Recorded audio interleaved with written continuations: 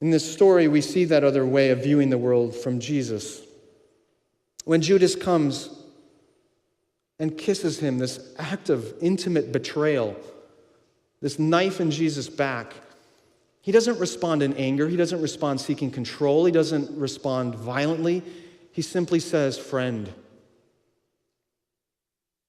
come and do what you've come to do."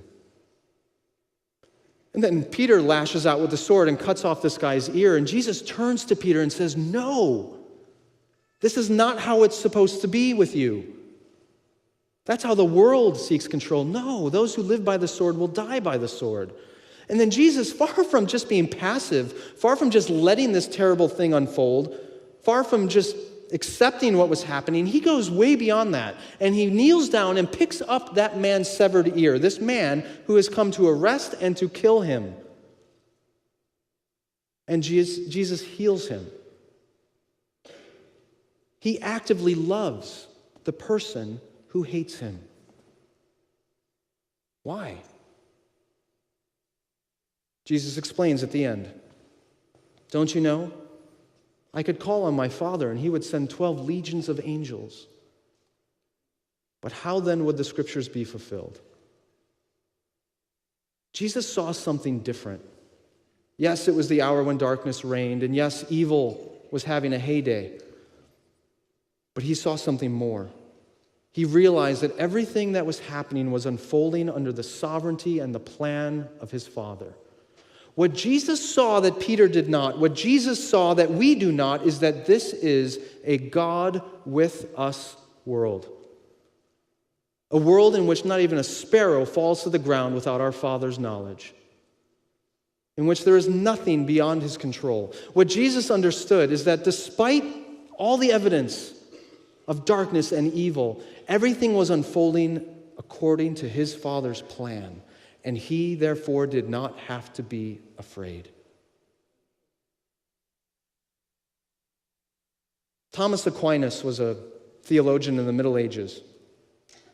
And he said that fear is an emotion that causes us to contract inward. He said it was a contraction of the soul. And he compared it to a medieval city that under siege. In the Middle Ages, when an army would come against a city, all the peasants would run into the city, get behind the walls, shut the gates, barricade them, hoard all of their food and resources in the inner quarters of the city, and wait out the siege.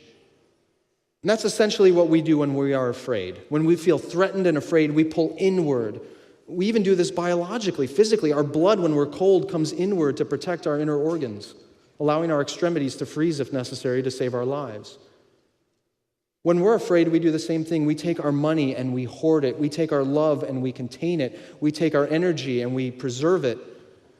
We can think only about ourselves. But when we're set free from fear, we can open up and we can give and we can serve and we can love.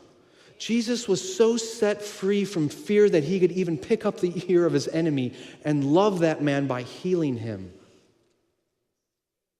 That is the type of people we are called to be. We cannot find the strength to obey the teachings in the Sermon on the Mount if we are afraid. But if we are set free from fear, if we believe that we are perfectly safe in this world, if we believe that this is a God with us world in which nothing can separate us from the love of God in Christ, neither heights nor depths, neither angels nor demons, neither life nor even death can separate us from God, if we truly believe that, then we are not only set free from fear, but we have become the most dangerous people on the planet. Because it means that we are set free to love, set free to serve, set free to give, set free to bless. Knowing that even if they nail me to a Roman cross or they put a bullet through my head, I will be perfectly fine. Because nothing can separate me from the love of God in Christ. That is the kind of church that this world is longing to see.